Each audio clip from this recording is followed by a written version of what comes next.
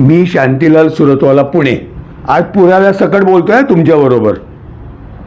नाही, फेकाफेकी अजिबात नाही. आता गव्हर्नमेंट ऑफ इंडियाने आपल्याला जुन्या गाड्यांना नंबर प्लेट बदलायला सांगितले आणि सरकारने त्याचे दर जाहीर केले. टू व्हीलर, स्कूटर गोव्याला 155 रुपयाला नंबर प्लेट मिळणार, महाराष्ट्रात 450 रुपयाला नंबर प्लेट मिळणार. रिक्षा गोव्याला 155 रुपयात नंबर प्लेट मिळणार, महाराष्ट्रात 500 रुपयाला नंबर प्लेट मिळणार. 4 चाकी वाहन, कार गोव्याला 203 रुपयाला नंबर प्लेट मिळणार, महाराष्ट्रात 745 रुपयाला नंबर प्लेट मिळणार.